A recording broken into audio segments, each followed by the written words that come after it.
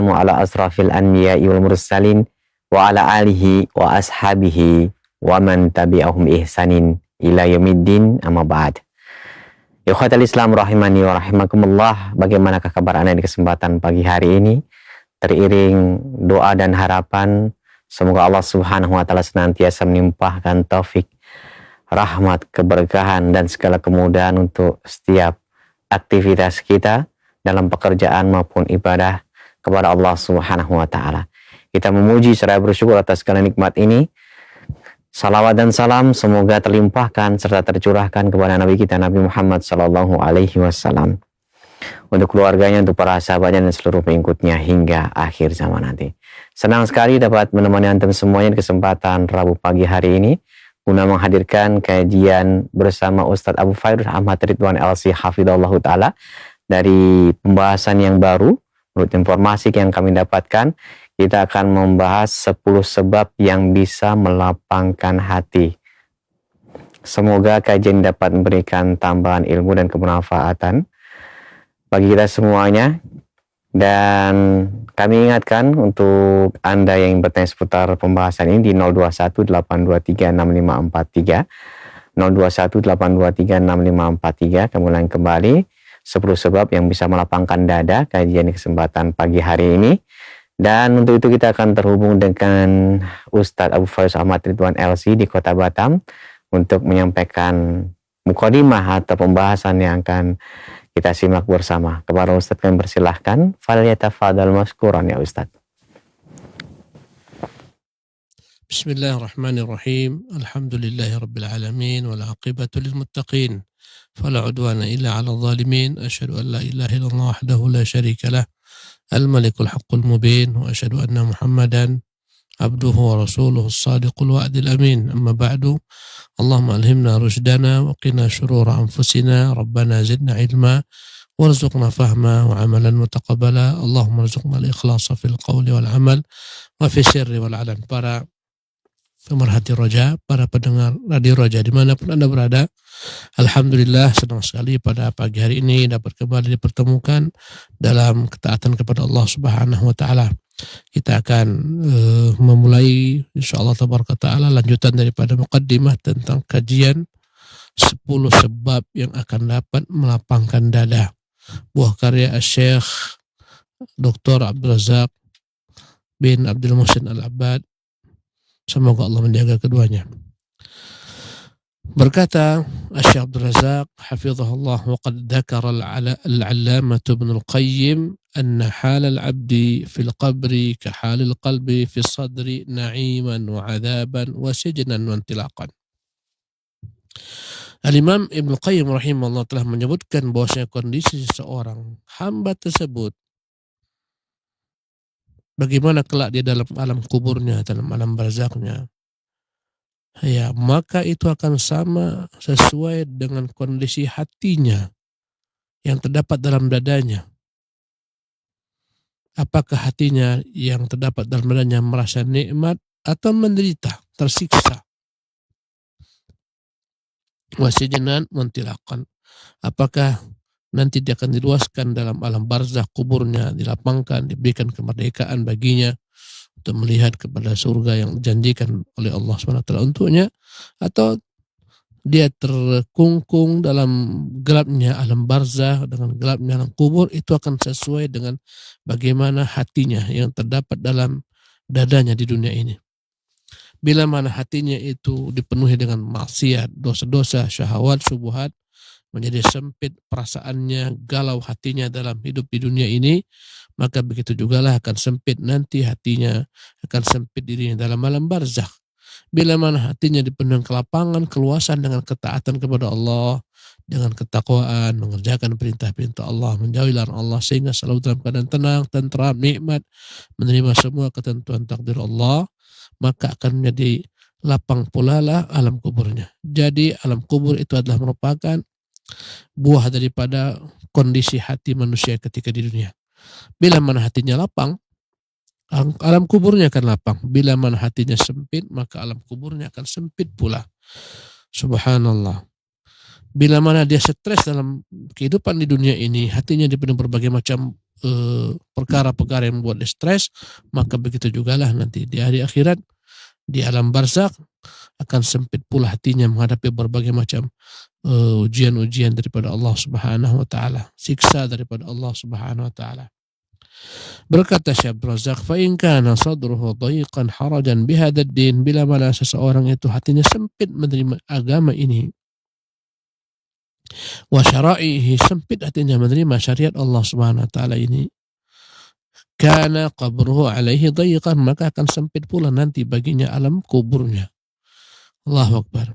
Allah berikan kepada kita agama yang luar biasa indahnya, luar biasa nikmatnya, dan dalam hal ini sebagian manusia sempit menerima agama ini.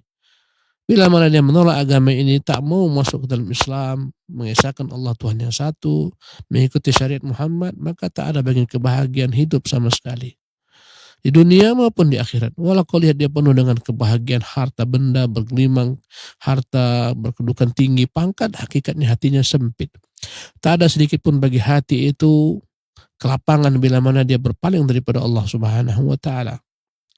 Bila mana ada orang-orang Islam, beragama Islam, KTP-nya Islam, tapi sempit menerima syariat Islam, sempit menerima berbagai macam apa yang Allah turunkan dalam kitabnya yang dijelaskan oleh nabinya, ya hatinya sempit menerima syariat tersebut. Perempuan misalnya sempit menerima syariat tentang kewajiban untuk berhijab, kewajiban berjilbab, sempit hatinya.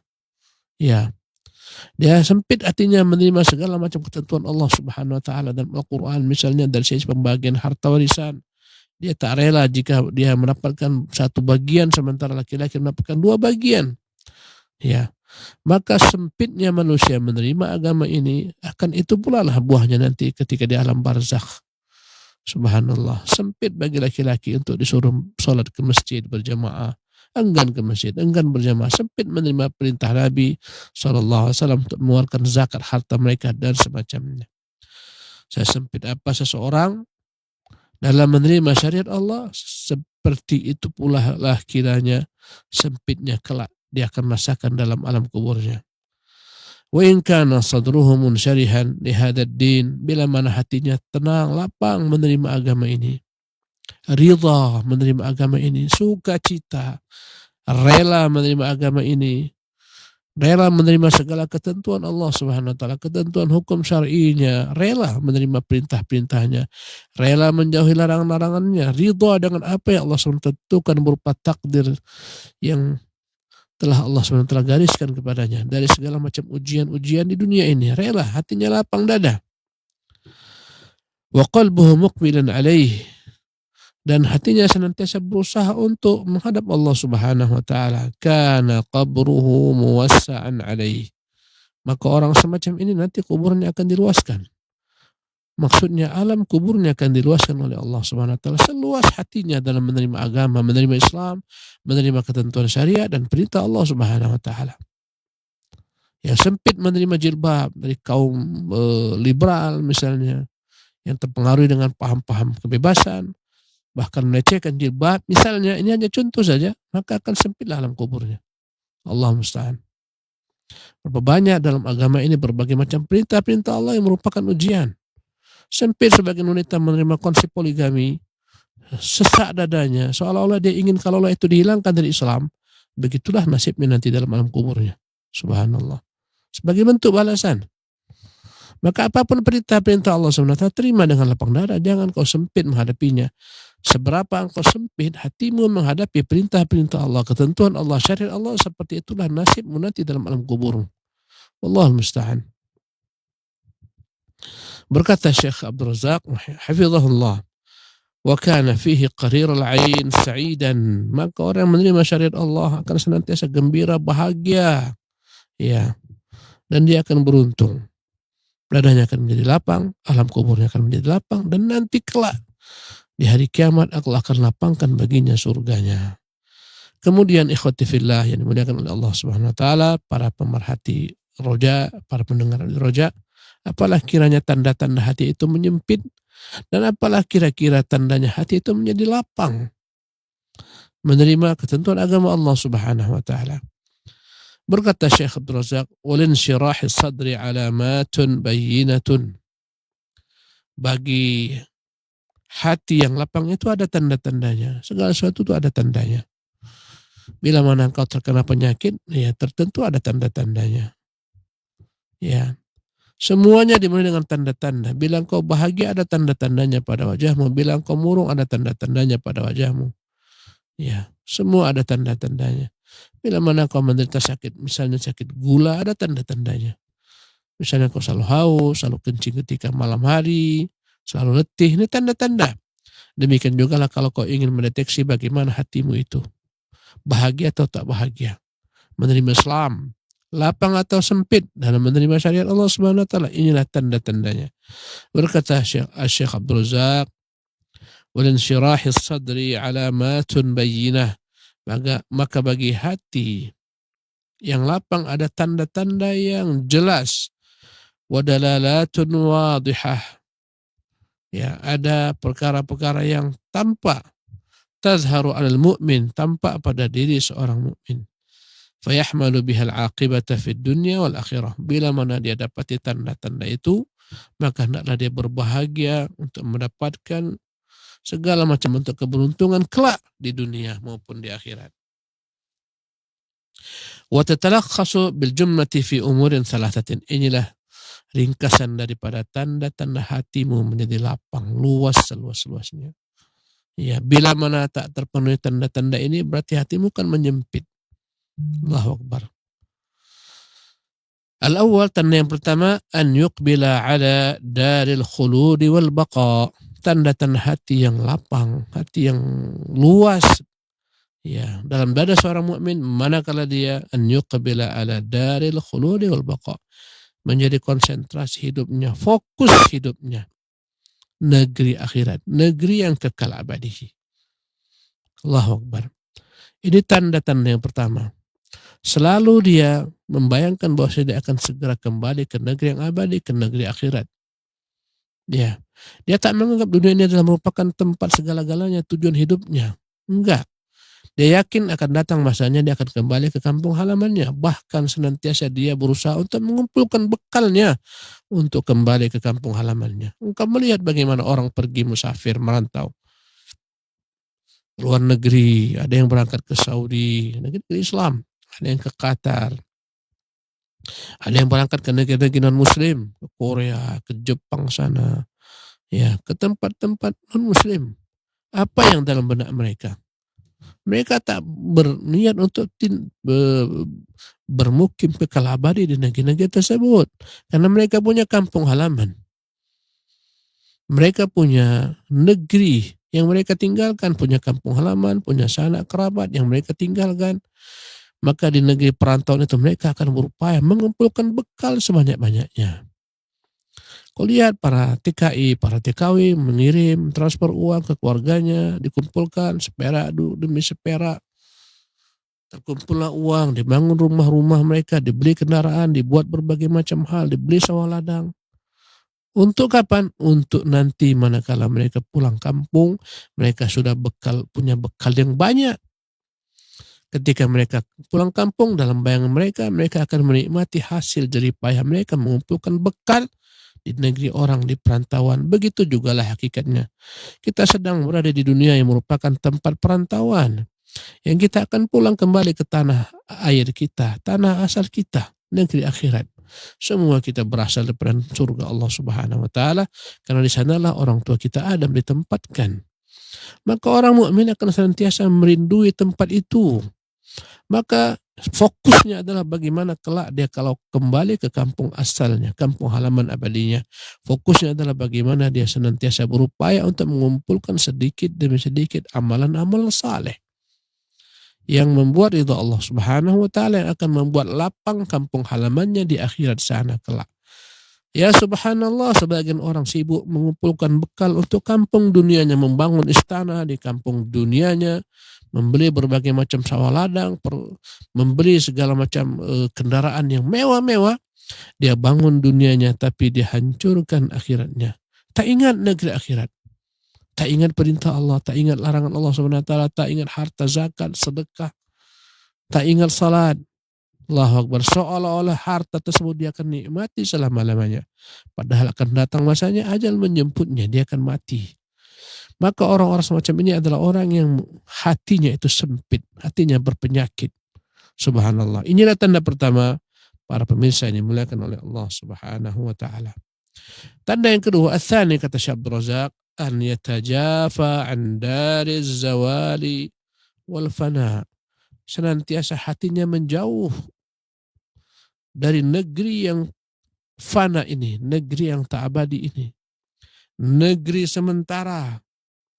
Ya, hatinya terpaut dengan negeri akhirat, sementara dia merasa tak nyaman di negeri dunia ini. Selalu merindu akhirat.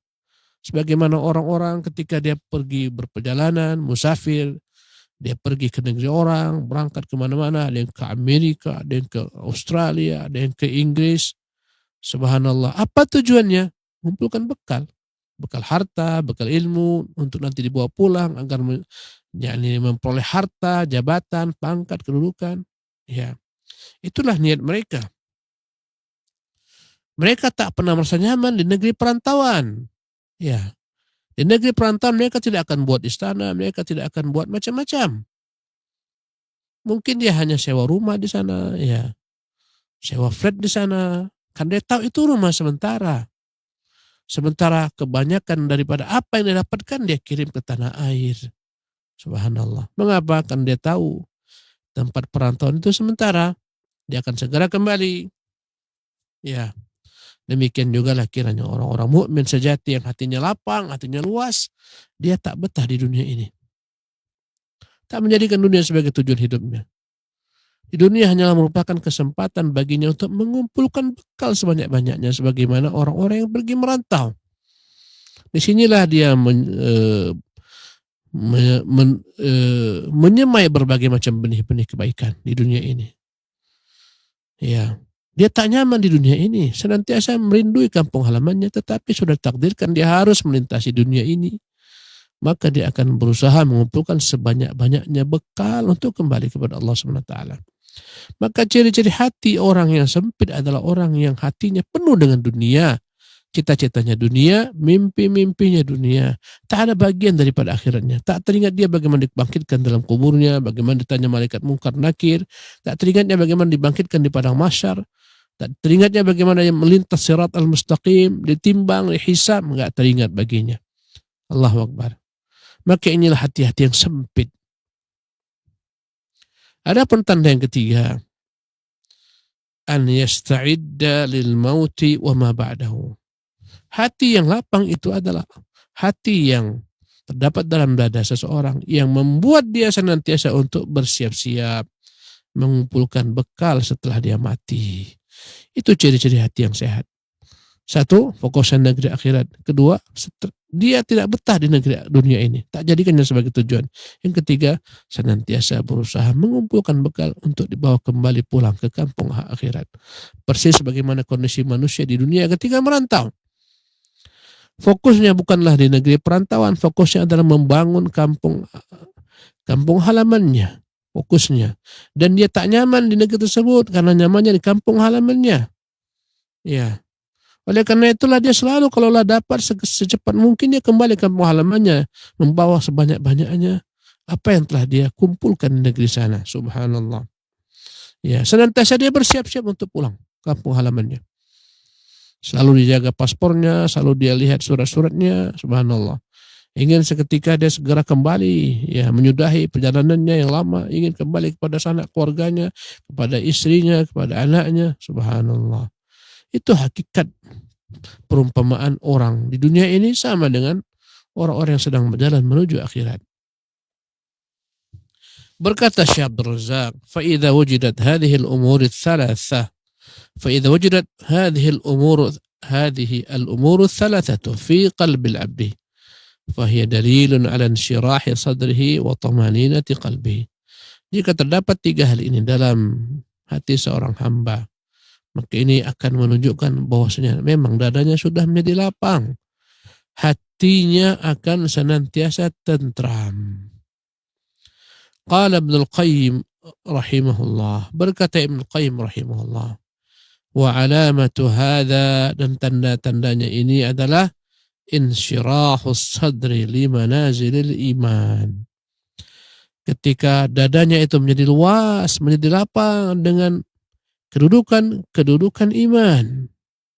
Ya, wanfisahuhu wa tamaninatul qalbi li amrillah, ketika menjadi lapang hatinya menerima segala macam ketentuan Allah, perintah Allah Subhanahu wa taala. Dia tak menjadi beban baginya, bahkan kenikmatannya adalah ketika mengerjakan perintah-perintah Allah. Karena sebagian orang dia terima perintah Allah tapi menjadi beban baginya. Salat juga tapi berat baginya. Subhanallah. Mengapa? Karena tidak benar-benar dihayati tentang kenikmatan beribadah kepada Allah Subhanahu wa taala. Dia masuk ke masjid, dia sholat tapi ingin kalau sholat tersebut cepat-cepat selesai, biar dia kembali kepada dunianya. Ingin kembali melakukan segala macam usaha-usahanya. Dia ingin kalau sholat segera dicepatkan. Ya. Berbeda dengan Nabi yang mulia sallallahu alaihi wasallam, para sahabat Nabi sallallahu alaihi wasallam mengatakan kepada Bilal, "Arihna bis salati ya Bilal, wahai Bilal. Segeralah serukan adzan, buat hati kami fresh dengan salat." Subhanallah. Jadi hati yang lapang itu akan dia senantiasa tentram menerima segala macam bentuk, yakni kedudukan iman. Senantiasa dia menerima segala macam perintah dan ketentuan Allah Subhanahu wa taala dengan dada yang lapang. Walinabatu ila dzikrillah, senantiasa berupaya kembali untuk mengingat Allah Subhanahu wa taala. Yang dalam hatinya adalah Allah, senantiasa dia memperbanyak zikir kepada Allah tabaraka taala. Hidupnya dipenuhi dengan zikir, mulai bangun tidur dia berzikir, zikir pagi, salat subuh. Ya, setelah salat subuh dia duduk membaca Quran, dengar kajian, naik matahari sepenggalah dia kerjakan salat duha atau salat syuruk, ya. Setelah itu dia kembali ke rumah melakukan pekerjaan dunianya, menggeluti pekerjaan dunianya, nanti datang waktu zuhur dia kerjakan salat zuhur dengan khusyuk, ya. Dia upayakan untuk dapat hadir mengerjakan salat sunnah sebelumnya, salat sunnah setelahnya. Ya, kemudian kembali bekerja dengan dunianya, melakukan usaha-usahanya, dunianya, bisnisnya. Nanti datang waktu asar, kembali kepada Allah. Dia beristirahat daripada penatnya kerja, dia kerjakan salat asar. Subhanallah. Dia selepas asar berzikir, kemudian berzikir sore. Ya, kemudian kembali kepada pekerjaan. Setelah itu jam 5 dia pulang kerja, pulang ke rumahnya, bersiap-siaplah dia untuk datang ke masjid-masjid Allah Subhanahu wa taala. Setelah bercengkrama dengan keluarganya, ya, mungkin dia berolahraga dan semacamnya, bersiap-siap untuk menuju masjid Allah Subhanahu wa taala. Kemudian dia pun sholat maghrib di masjid, berzikir sebelumnya, berzikir setelahnya, mendengarkan kajian yang diadakan di masjid, membaca Quran, membaca hadis, berzikir kepada Allah SWT sampai datang waktu Isya.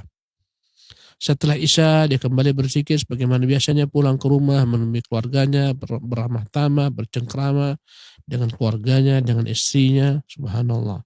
Kemudian bersiap-siap tidur, kembali berzikir kepada Allah Subhanahu wa taala, zikir diajarkan Nabi sallallahu alaihi wasallam. Ya, menutup hidupnya di malam hari dengan zikir, pagi hari bangun dengan zikir. Allahu Akbar. Inilah kehidupan yang sebenar-benarnya. Ada kesempatan untuk pergi haji, dia berangkat haji. Ada kesempatan umroh, dia pergi umroh. Hartanya banyak, dia sambung silaturahmi kepada kerabatnya, fakir miskin, ya, bersilaturahmi kepada orang tuanya, dan seterusnya. Inilah kehidupan yang hakiki. Inilah kebahagiaan yang hakiki. Subhanallah. Yang dia tahu adalah tempat pekerjaannya, rumahnya, masjidnya. Allahu Akbar. Sesekali dia pergi mungkin ke mall, sesekali dia pergi jalan-jalan dengan keluarganya. Tapi ingatannya adalah masjid, rumahnya, masjid, rumahnya, masjid, rumah-rumah Allah Subhanahu wa taala. Zikrullah tabaraka taala. Mau makan dia berzikir, selepas makan berzikir, masuk kamar mandi berzikir, keluar masuk dari kamar mandi berzikir, keluar dari rumah berzikir, hidupnya penuh zikir kepada Allah Subhanahu wa taala. Ini ciri-ciri hati yang lapang. Banyak berzikir kepada Allah Subhanahu wa taala. Sambil membawa motor dia berzikir, sambil membawa mobil dia berzikir, nanti di perusahaan dia bekerja berzikir. Di tokonya menunggu pelanggan dia berzikir, membaca Quran. Allahu Akbar. Inilah kehidupan sebenar-benarnya. Ya, berkata Syekh Abdul Razak rahimahullah, berkata Ibnu Qayyim rahimahullah, wa mahabbatuhu wal farahu biliqa'ih, senantiasa hatinya terpaut kepada Allah, cinta kepada Allah Subhanahu wa taala. Ya. Betapa bahagianya rasanya kalau dia berjumpa Allah Subhanahu wa taala nanti di akhirat. Betapa bahagianya kalau dia jumpa Allah ketika salat, bermunajat kepada Allah, dia ruku, dia sujud. Ketika sujud diagungkan Tuhannya, dia ucapkan subhana rabbiyal a'la, maha suci Tuhanku yang maha tinggi. Dia puji Allah, dia besarkan Allah Subhanahu wa taala. Wattajafi an daril ghurur. Dan di dunia ini benar-benar dia merasa jauh daripada dunia ini. Memang dia bekerja, memang dia mengumpulkan harta, tapi sekedar untuk dapat melanjutkan perjalanannya menuju negeri akhirat. Dengan hartanya dia menyambung silaturahmi, menjaga raut wajahnya untuk tidak menghinakan dirinya, bergantung kepada orang, meminta kepada orang. Hanya itu saja. Dia support keluarganya, dia jadikan sarana hartanya untuk membeli surga Allah SWT. Dia berinfak, dia bersedekah. Tak bercokol dalam hatinya dunia. Memang dia di dunia, kakinya masih menancap di dunia, tapi hatinya sudah ada di akhirat. Kerinduannya ada kepada akhirat. Sebagaimana orang yang pergi musafir, memang tinggalnya di Korea, memang tinggalnya di Jepang, memang tinggalnya di Australia, mungkin di Amerika, tapi hatinya terpaut di kampung halamannya. Subhanallah. Begitulah kiranya. Orang mukmin terpaut hatinya pada kampung halaman abadi, negeri akhirat. Ya. Berkata Syekh Abdul Razak rahimahullah, kama fil atharil masyhur, sebagaimana terdapat dalam satu athar yang masyhur, idza dakhala nurul qalba, bila mana sudah masuk cahaya ke dalam hati, cahaya iman, cahaya ma'rifatullah, cahaya mengenal Allah, cahaya cinta kepada Allah, cahaya bergantung kepada Allah, cahaya berharap hanya kepada Allah, cahaya kembali kepada Allah, infasaha wansaraha, maka hatinya akan menjadi lapang, akan menjadi luas. Ya. Wa qila wa ma alamatu dzalik, ditanyakan, ya Rasul, apa tandanya hati itu menjadi lapang, menjadi luas? Qala tajafi an naril ghurur, kata Nabi, ketika hati ini menjauh daripada negeri yang melalaikan ini, negeri yang akan fana ini, dunia ini. Walinabatu ila daril khulud, senantiasa merindui negeri abadi, negeri akhirat. Wal isti'dadu lil mauti qabla nuzulih, dan senantiasa bersiap-siap menyambut kematian sebelum datang kepadanya. Orang yang hatinya lapang, tentram, yang selalu diingatnya adalah kapan datang kematian kepadanya, dia harus siap menerima kematian tersebut, berjumpa Allah, kekasihnya, berjumpa para nabi, berjumpa para siddiqin, syuhada dan salihin. Selalu dia ingat kematian. Bila mana dia salat zuhur, dia nggak tahu apakah nanti akan dapat mengerjakan salat asar. Subhanallah. Bila mana salat asar, dia nggak tahu apakah akan menemui kelak salat maghrib. Berkata Nabi yang mulia SAW ketika meluruskan saf-saf para sahabat, ya, kata Nabi, sallu salatal muwaddi', salatlah kalian sebagaimana kalian seolah-olah akan menjadi salat terakhir bagi kalian ini. Allahu Akbar. Berkata Syekh Abdul Razak, wa amma idza taghatil qalb, wa amma idza taghat 'ala al-qalbi umurun wa ihtimamatun ukhra, daqa sadruhu bihasabin shighalihi bihadhihi al-umur. Bila mana hati ini dipenuhi dengan berbagai macam perkara-perkara, fokus, konsentrasi, ambisi selain daripada perkara akhirat. Ambisi kepada pangkat, ambisi kepada jabatan, ambisi kepada harta benda. Di benaknya hanya pangkat, jabatan, harta benda, kedudukan di mata manusia, pengikut yang banyak. Di benaknya bagaimana dia menikmati harta yang banyak, jabatan yang tinggi. Subhanallah. Bagaimana dia lezat melampiaskan syahwatnya, tempat tinggalnya, hanya yang dia tahu dunia ini saja. Dhaqa sadruhu bihasabin shighalihi bihadil umur, akan menjadi sempit hatinya. Ya. Sesuai dengan kesibukannya. Bila mana luar biasa kesibukannya dengan dunia ini, maka luar biasa sempitnya hatinya. Subhanallah. Berkata Syekh Abdul Razak, wa ba'da hadzal bayan li ahammiyati hadzal mawdu', setelah penjelasan ini betapa pentingnya tema ini, wa syiddati hajatin nasi ilaih, betapa pentingnya manusia mengetahui perkara ini, nasra'u fil maqsudi, kita akan memulai menyebutkan apa tujuan daripada tulisan ini. Dzikru asyrati asbabin yunalu bihan syirahus sadri, akan disebutkan di sini 10 sebab yang dengannya hati kan menjadi lapang. Ya, tu'tabaru hiyal ajma' fi naili wa tahsili hadhil ghayatil hamidah. Inilah kiranya 10 perkara yang dianggap beliau perkara yang paling dapat mengumpulkan, menghasilkan ya tujuan yang mulia ini. Apa tujuannya? Hatimu menjadi lapang. Ya, dadamu menjadi luas. Wahya mulakhasatun wa mustafadatun min faslin azimin. Dan sebenarnya ini semua perkara diambil daripada satu fasal yang besar. Aqadahul Imam Ibnu Qayyim fi kitabihi Zadul Ma'ad. Yang diambil daripada kitab Ibnu Qayyim yang berjudul Zadul Ma'ad. Ini kitab luar biasa al-ikhwah yang Allah muliakan. Ini kitab berjudul Zadul Ma'adi fi hadi khairil ibad. Yang artinya adalah bekal kembali dan petunjuk bagi hamba-hamba yang ingin kebaikan. Ini kitab dikarang oleh Al-Imam Ibnu Qayyim manakala dalam perjalanan haji. Subhanallah. Kitab ini mengumpulkan segala sesuatu tentang Nabi SAW. Apa tentang Nabi disebutkan di situ. Bagaimana petunjuk Nabi ketika beribadah. Ya, apapun bentuk ibadahnya. Dari salat, haji, segala sesuatu. Bagaimana petunjuk Nabi ketika salat. Bagaimana petunjuk Nabi ketika di rumah, ketika di luar. Semuanya lengkap. Tentang orang-orang yang mengiringi Nabi SAW daripada istri-istrinya, pembantu-pembantunya, segala sesuatu dituliskan di sini. Subhanallah. Dari kitab inilah diambil buku kecil ini, ikhwati fillah ini dimuliakan oleh Allah Subhanahu wa taala. Ya. Fi asbabi syarhi sudur wa husuliha 'alal kamal lahu sallallahu alaihi wasallam. Diambil daripada satu fasal yang berjudul sebab-sebab hati menjadi lapang. Bagaimana mencapai kesempurnaan hati. Wabillahi wahdahu taufiq. Syekh Abdul Razak menutup mukaddimahnya ini. Hanya kepada Allah semata lah taufik. Kalau enggak Allah beri taufik, kita enggak akan pernah hati menjadi lapang. Akan menjadi tentram menerima semua syariat agama Allah Subhanahu wa taala ini. Wa minhu yustamaddul aunu, daripada Allah lah kita memohon pertolongan, wa yustamnahu, daripadanya lah kita berharap segala kebaikan. Wa sallallahu wasallam ala nabiyyina Muhammadin.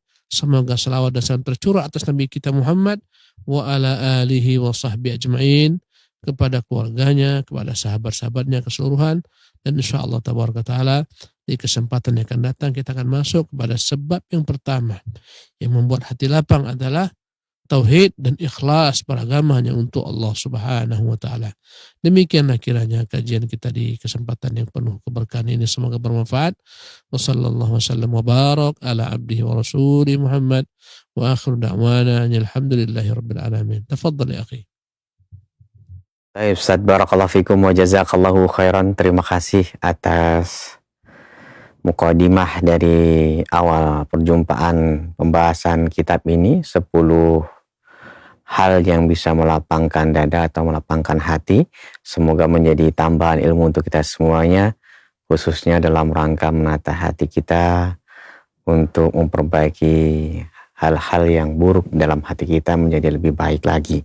Selanjutnya kami berikan kesempatan, silakan, dan kami akan coba angkat satu pertanyaan dari pesan singkat yang telah masuk. Muhammad Fardal Pratama yang bertanya, Assalamualaikum warahmatullahi wabarakatuh Ustaz. Bagaimana jika seorang istri belum menggunakan hijab? Apakah ada cara menasihati agar istri saya mau berhijab? Karena saya pernah mencoba menasihati, tapi istri saya langsung cemberut dan mengatakan nanti jika sudah siap. Bagaimana saya menanggapi hal ini sebagai seorang suami? Apakah saya berdosa jika sampai saat ini istri saya belum berhijab? Silahkan Ustaz. Alhamdulillah wassalatu wassalamu ala Rasulillah wa la haula wa la quwata illa billah ma ba'du. Para pemirsa yang dimuliakan oleh Allah Subhanahu wa taala, hidup itu adalah merupakan pilihan. Hidup adalah memilih antara A atau B. Begitulah kehidupan. Maka Allah SWT mengajarkan di awal pernikahan kita akan memilih pasangan-pasangan yang baik agamanya. Kata Nabi yang mulia SAW, fadfar bidatid din taribat yadak. Pilihlah yang memiliki agama yang baik, niscaya akan bersamamu keberuntungan. Ya. Maka yang namanya pasangan hidup adalah pasangan yang kita pilih sendiri. Dan Islam telah mengajarkan konsep agar memilih istri yang salehah.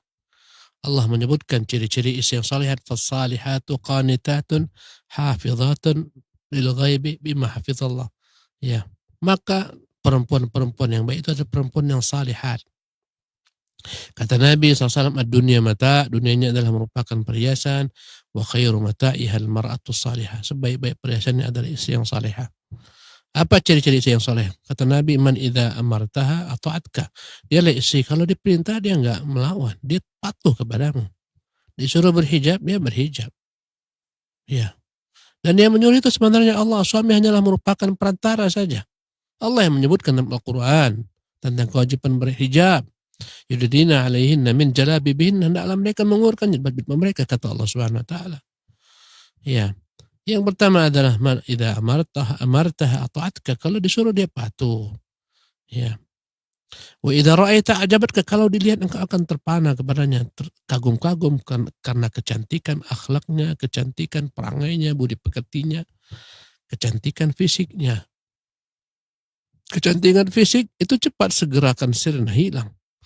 Ya, ketika umur menapaki usia tua mungkin akan hilang kecantikan fisiknya, tetapi kecantikan akhlak nggak pernah hilang selama-lamanya. Yang ketiga, bila mana kau pergi, ghibta anha, kau pergi, dia akan jaga dirinya, jaga harta suaminya, ya jaga anak-anak suaminya. Ya, dia jaga rumah suaminya. Ini ciri-ciri istri yang menjadi berdari bagi seorang laki-laki di dunia. Inilah ciri-ciri istri yang terbaik. Kata Allah, fassalihat, mereka lah perempuan-perempuan yang salih, qanitatun. Kalau andai kata salihat, itu menunjukkan kesalehan mereka ketika mengerjakan hak Allah SWT. Ciri-ciri istri yang salih, yang baik adalah istri yang salih. Apa istri yang salih? Dia mengerjakan perintah-perintah Allah SWT yang berkaitan antara dia dan Allah SWT. Perintah berhijab, perintah berpuasa. Ya, berkata Nabi SAW, seorang perempuan yang bila mana dia mengerjakan salat 5 waktu, patuh kepada suaminya, berpuasa di bulan Ramadan, ya dia jaga kemaluannya, hanya untuk suaminya, tidak berzina, tak berselingkuh, akan dikatakan kepada di hari kiamat, masuklah engkau dari pintu-pintu surga mana kau mau. Subhanallah. Jadi semua adalah pilihan. Di antara hak seorang anak sebelum dia nongol ke alam dunia adalah kewajiban sang bapak mencarikan untuk calon anak ini ibu yang baik. Subhanallah. Allah mengatakan fasalihat, maka dia adalah perempuan salih-salih yang menunaikan hak Allah. Qanitat, perempuan yang taat, tunduk, patuh kepada suaminya. Hafizatun lil ghaibi ma hafizallah, yang menjaga apa yang perintahkan dijaga. Ini perempuan-perempuan yang saleh. Qadarullah, ternyata dahulu mungkin belum mengaji, belum belajar. Kita menikah dengan pasangan yang belum menyempurnakan agama, belum menyempurnakan syariat, maka kewajiban kita adalah tanasuh, saling menasihati. Manusia itu akan menjadi manusia yang merugi kecuali mereka menjalankan 4 hal: iman, amal saleh, dakwah, sabar.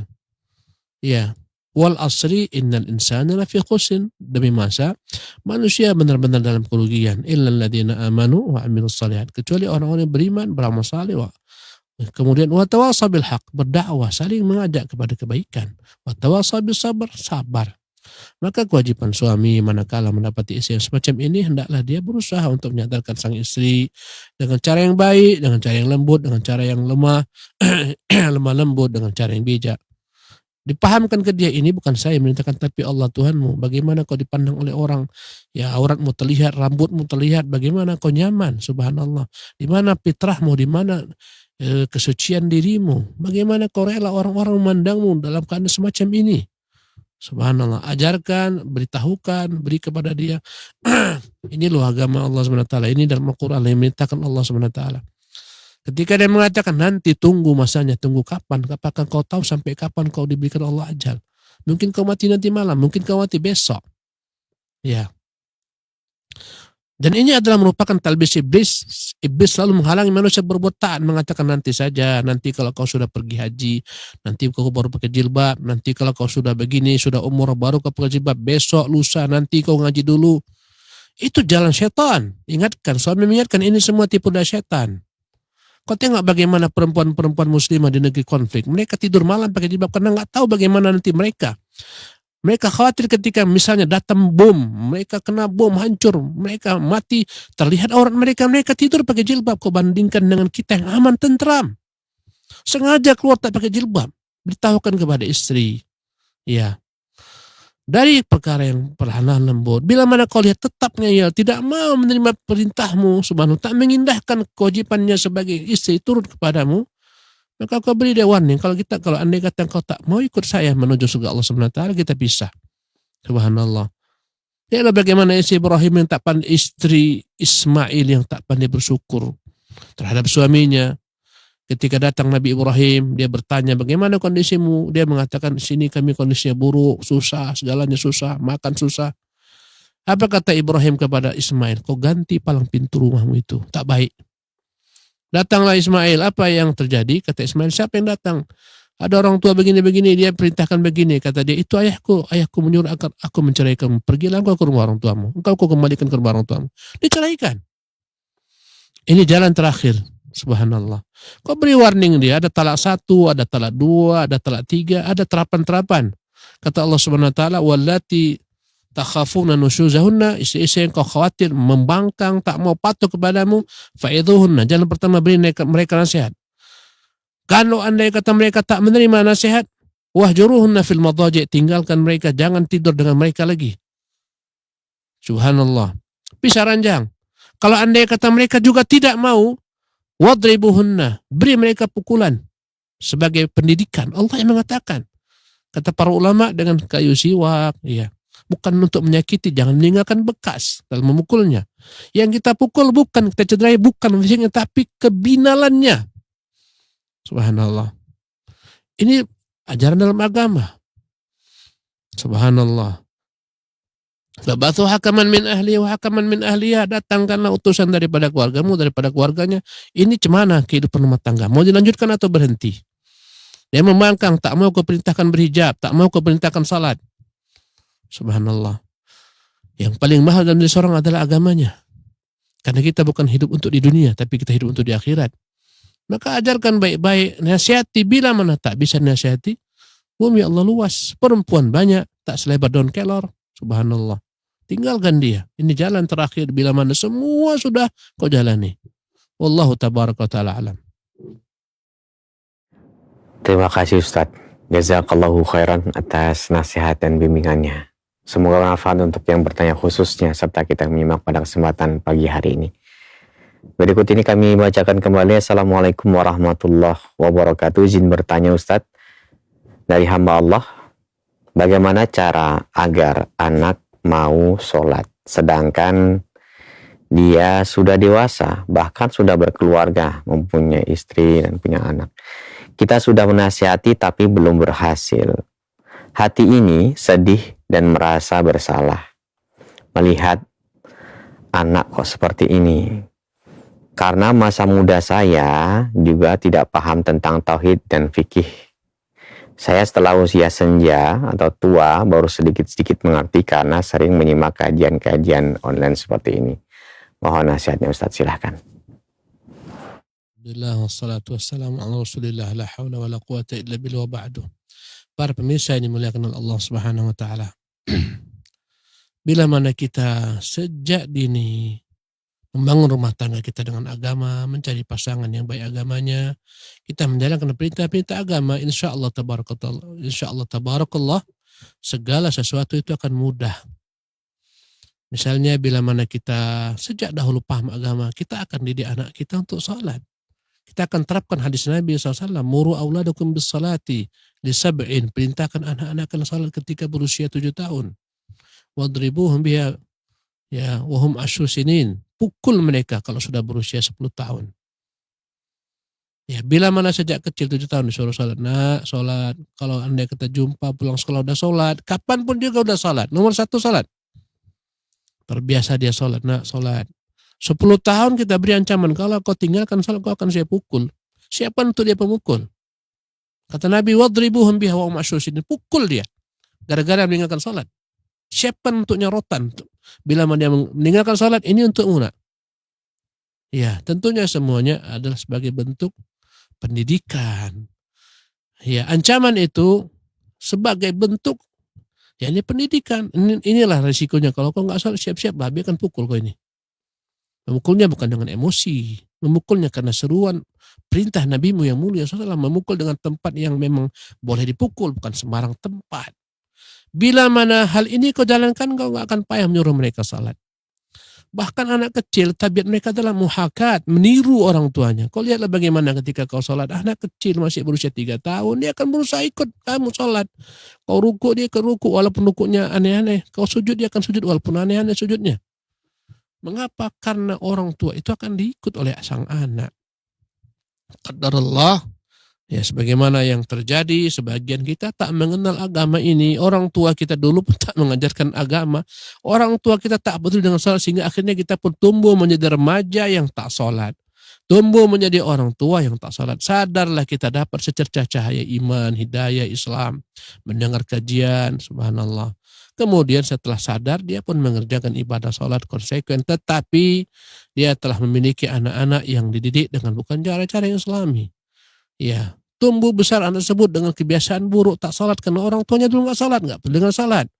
Maka kewajiban kita sebagai orang tua pertama adalah jangan pernah putus berdoa. Doa orang tua makbul.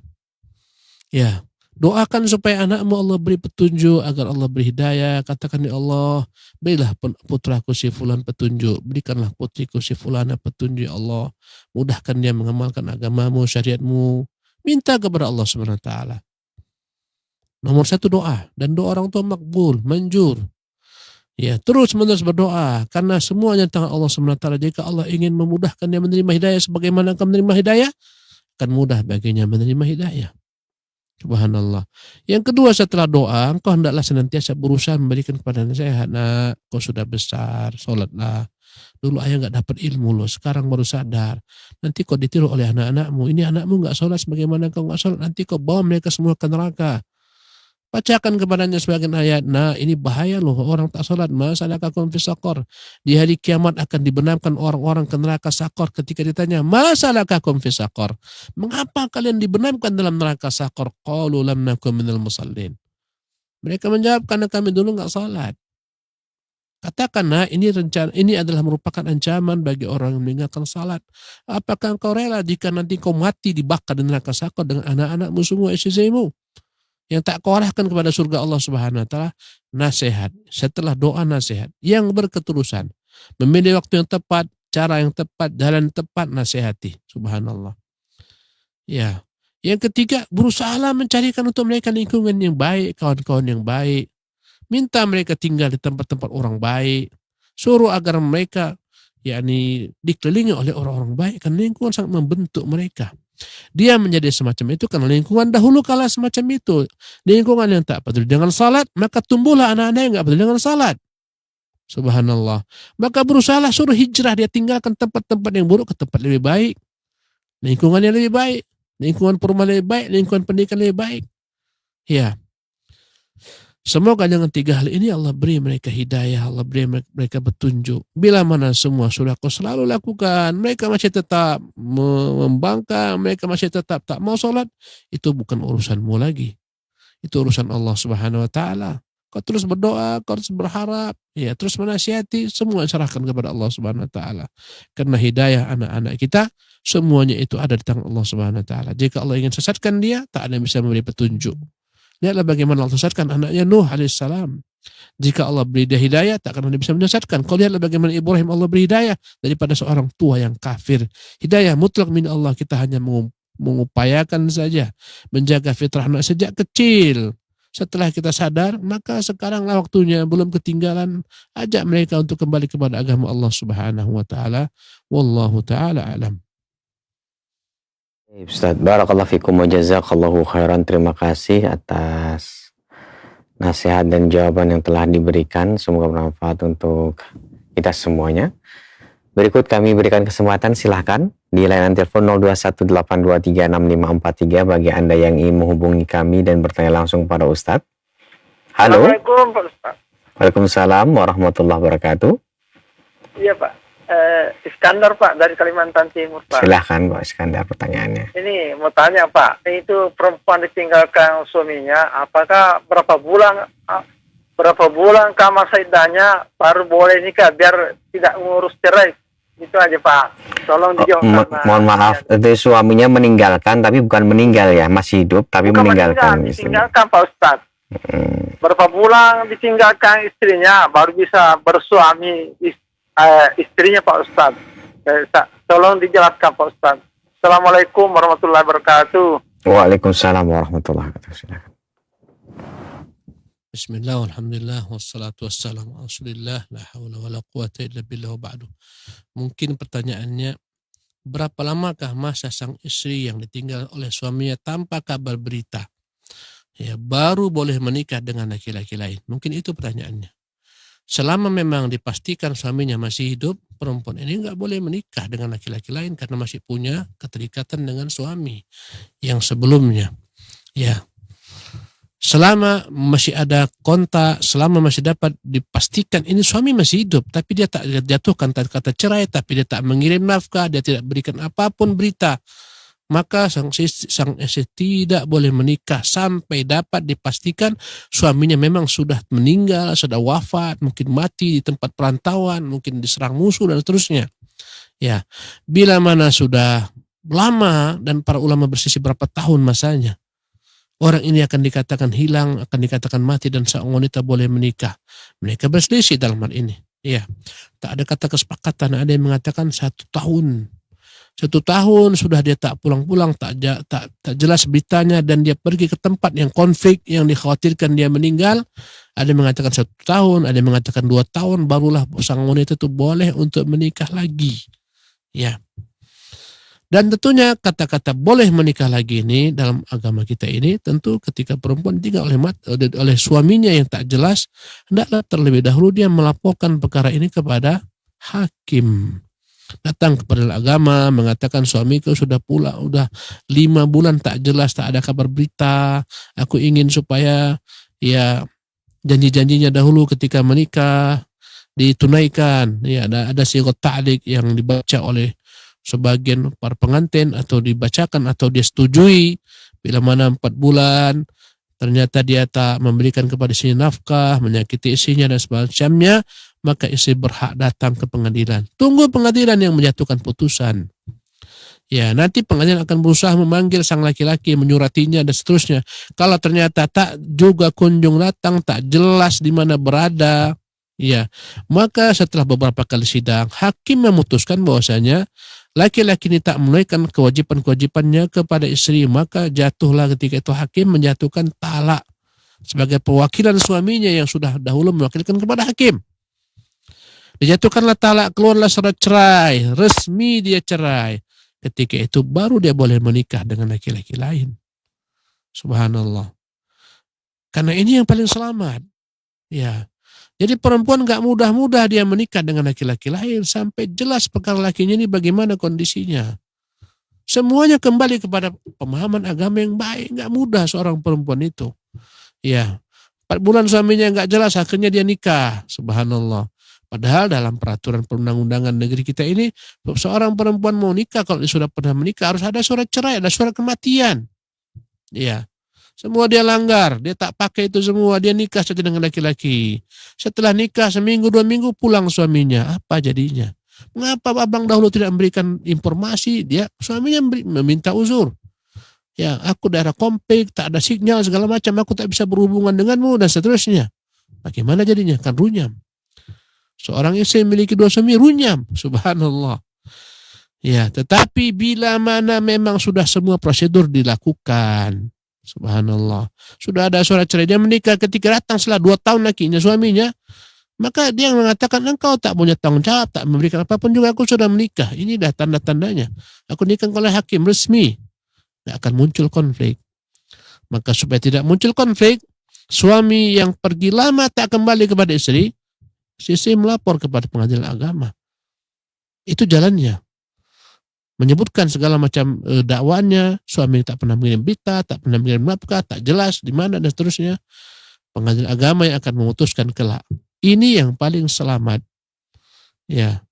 Kalau andai kata tak ada pengadilan agama, dia tinggal di negeri kafir, maka ketika itu, ya, tanyakanlah kepada orang-orang di sana yang punya pengetahuan agama. Ya. Bagaimana solusinya? Sementara dia sudah tinggal 2 tahun, 3 tahun dia mau nikah, ya nggak ada yang lain di sana di tempat yang minor kaum muslimin. Ketika itu para ulama akan boleh meminta orang-orang yang berilmu di sana, apakah imam masjid segala macam yang menjadi walinya untuk menikahkannya. Ini dalam perkara-perkara yang sifatnya darurat. Wallahu tabaraka wa ta'ala alam. Nah. Barakallahu fikum wa jazakallahu khairan. Pertanyaan berikut kami bacakan. Assalamualaikum warahmatullahi wabarakatuh. Ustaz, dari hamba Allah di Sumatera Selatan, izin bertanya. Anak saya itu tiap hari update status. Tapi kalau saya tanya kabar, dia cuma dilihatin aja. Sudah seminggu baru dia balas. Kadang ini membuat saya sakit hati, Ustaz. Bagaimana sikap saya terhadap anak saya? Apa tak usah menanya kabar atau bagaimana, Ustaz? Silahkan. Bismillah, alhamdulillah, wassalatu wassalamu ala rasulillah wa la hawla wa la quwwata illa billah. Amma ba'du, para orang tua yang dimuliakan oleh Allah Subhanahu wa ta'ala, sebelum kita melihat kesalahan-kesalahan anak-anak kita, hendaklah terlebih dahulu orang tua mengevaluasi dirinya. Apakah sudah benar dahulu ketika dia mendidik anak? Sudahkah anak diajarkan untuk berbakti kepada orang tua? Sudahkah mereka dididik agar tidak melawan kepada orang tua, agar merendahkan suara kepada orang tua, dan seterusnya. Evaluasi. Sudahkah anak-anak Anda disekolahkan di sekolah-sekolah yang baik, lingkungan yang baik, teman-teman yang baik? Sudahkah Anda menjadi contoh yang baik dalam beragama, dalam akhlak, budi pekerti, dan semacamnya? Ini nomor satu. Bila mana itu semua sudah Anda lakukan, ternyata sang anak setelah pindah lingkungan, pergi hijrah kemana, mencari kerja, lupa dengan diri Anda. Mungkin dipengaruhi dengan lingkungan sekitarnya, lupa. Sehingga setiap hari berstatus, tapi ketika tanya bagaimana kabarmu nak, tak peduli. Ini menunjukkan anak durhaka. Subhanallah. Bila mana anak ini durhaka, sementara engkau sudah maksimal mendidiknya, kewajibanmu sebagai orang tua adalah yang pertama berdoa semoga Allah mengembalikan dia kepada kebaikan. Doa, ya Allah, bila anak petunjuk, ya Allah, berilah dia hidayah, ya Allah, sadarkan dia, ya Allah. Berdoa, dan betapa luasnya, betapa pentingnya doa orang tua terhadap anak-anaknya. Itu di antara doa yang dikabulkan Allah adalah doa orang tua terhadap anak-anaknya. Gunakan hak tersebut untuk berdoa kepada Allah Subhanahu wa taala, gunakan, manfaatkan. Ya. Yang kedua, tetap berusaha untuk menasihatinya. Nah, jangan kau abaikan orang tuamu. Bagaimana kau tidak berstatus tapi untuk menjawab orang tuamu kau tidak pedulikan. Nah, kau dari mana berasal? Ingatkan dia. Ya, minta kepada Allah Subhanahu wa taala agar Allah beri dia petunjuk, agar diberi hidayah. Ingatkan dia, sabar dalam menghadapi ujian ini. Subhanallah. Memang itulah ujian. Sekarang kita banyak diuji dengan anak ini durhaka. Subhanallah. Yang lebih berani kepada orang tua, ngomong kasar sama orang tua, lebih tinggi daripada seorang orang tua. Subhanallah. Apalagi zaman sekarang yang mendidik anak bukan hanya orang tua. Sebagian besar yang mendidik anak adalah media sosial. Bagaimana dia bermedia sosial, itulah yang menjadi guru-gurunya. Dia lihat bagaimana orang-orang tak peduli dengan orang tuanya, durhaka, akhirnya dia pun terpengaruh. Maka setelah kau berdoa kepada Allah SWT, kau berusaha agar mengingatkannya dengan cara yang baik, yang bijak, hikmah, segala macam. Subhanallah, agar dia kembali kepadamu. Kemudian yang ketiga, sabar-sabarlah engkau. Boleh jadi ini dulu kesalahanmu karena tak menjadi secara agama. Iya, sabar dengan menghadapi kedurhakaannya. Selalu berharap agar dia kembali kepada Allah, agar sadar kepada Allah Subhanahu wa taala. Dan jangan doakan untuknya keburukan. Selalu doakan untuknya kebaikan. Karena dia adalah merupakan darah dagingmu. Ya, andai kata kau doakan keburukan, bahaya. Allah dengar doamu, akhirnya sang anak kena. Petaka musibah akan datang kepadanya. Allahumma salli. Dan itulah ujian kehidupan. Kita diuji dengan anak-anak yang tak berbakti kepada kita, itu ujian. Ya, bila mana dahulu karena kesalahanmu, maka itu anggap bagian daripada perkara yang harus kau perbaiki. Sabarlah engkau menerima ketentuan takdir Allah, karena ini semua adalah upayamu, sebab kau sia-siakan dia, tak kau indahkan dia, tak kau berikan haknya, tak kau ajak kepada agama. Sekarang kau sadar, maka beri dia uzur. Terus berdoa kepada Allah, bimbing dia, selalulah berbicara kepadanya, telepon dia. Ya. Subhanallah. Ingatkan dia, andai kata ingatkan melalui WA, ingatkan melalui SMS, katakan, nak, ibumu menghubungimu, mengapa tak kau angkat? Nah, ya, kewajibanmu itu berbakti kepada orang tua agar hidupmu tenang, tenteram. Nah, bila mana orang tua ridho, Allah akan ridho. Sebutkan segala macam kebaikan-kebaikan berbakti kepada orang tua. Nah, ridho Allah itu ada pada ridho orang tua, murka Allah ada pada murka orang tua. Nasihati dia. dan sabar. Terus bersabar. Semoga Allah beri dia petunjuk. Lihatlah Nuh alaihissalam. Sampai pada tingkat terakhir, anaknya sudah naik ke atas gunung. Nuh masih sibuk teriak-teriak berkata, ya bunayyarkam ma'ana, wahai anak, ikut naik bersama kami. Sini, nggak ada yang selamat lagi. Tapi anaknya tetap ngeyel, membangkang. Dia naik ke atas, dia berbangga mengatakan, sa'awi ila jabalin ya simuni minal ma, aku akan naik ke puncak gunung, akan selamat daripada banjir. Kata Nuh, hai anakku, hari ini nggak ada yang selamat kecuali di atas perahu ini. Itu wahyu Tuhan. Anaknya tak percaya, akhirnya tenggelamlah dia. Subhanallah. Lihatlah bagaimana upaya Nuh tetap kepada anak. Sampai-sampai dia mengatakan, inna bani min ahli Allah, anakku itu keluargaku. Kata Allah, innahu amarun ghairu salih. Nuh, itu merupakan anak yang tak saleh. Bukan bagian daripada keluargamu lagi sekarang. Ya, artinya jangan berputus asa. Wallahu ta'ala alam. Nah, Ustaz, barakallahu fikum wa jazakallahu khairan. Terima kasih atas kesediaan Ustaz guna menjawab beberapa pertanyaan telah masuk, baik itu dari pesan singkat maupun via telepon. Semoga Allah Subhanahu wa taala memberikan solusi, taufik, hidayah kepada kita semuanya untuk bisa senantiasa melihat hati kita dan memperbaikinya untuk menata masa depan kita dalam harapan kepada Allah Subhanahu wa taala. Allah Subhanahu wa taala masukkan kita dalam jannahnya. Ikhwatul Islam rahimani wa rahimakumullah. Demikianlah saya tanya jawab kita di kesempatan pagi hari ini. Sebelum kami akhiri, mohon Ustadz memberikan ihtitam. Fadhal ya Ustadz. Bismillah, alhamdulillah, ba'du. Di penghujung kajian ini, para pemirsa Allah muliakan, bila mana Anda ingin hati Anda lapang, tentram, bahagia, tak ada jalan kecuali kembali kepada agama Allah Subhanahu wa taala. Isi hati Anda dengan ma'rifatullah. Kenali tujuan hidup Anda, kemana Anda akan berpulang, di mana rumah abadi Anda. Hanya dengan itu saja hatimu akan menjadi lapang. Dan membuat hati orang sempit gak ada kecuali dunia dengan segala macam gemerlapnya. Yang menyempitkan hati adalah dunia dengan segala macam isinya. Harta, tahta, wanita, ini perkara-perkara yang bila mana tidak kau tempatkan pada tempat yang benar akan membuat hatimu menjadi sempit. Wallahu ta'ala alam. Wa sallallahu sallam wa barak ala abdihi wa rasulih Muhammadin. Wassalamualaikum warahmatullahi wabarakatuh.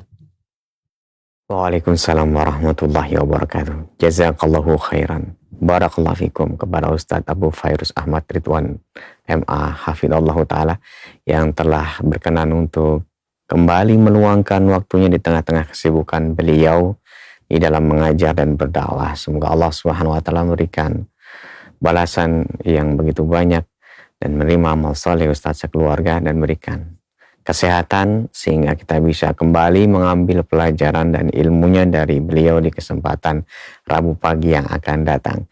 Kami yang bertugas mengucapkan terima kasih, jazakumullahu khairan kepada sahabat Roja dimanapun Anda berada, telah berkenan mengikuti dari awal hingga akhir pelajaran ini, dan kami akhiri sampai di sini pelajaran ini. Subhanakallahumma bihamdika asyhadu alla ilaha illa anta astaghfiruka wa atubu ilaik.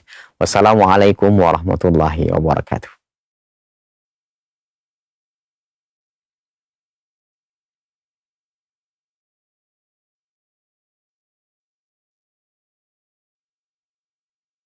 Simak Radio Roja Bogor 100.1 FM, Radio Roja Majalengka 93.1 FM, Radio Roja Palu 101,8 FM.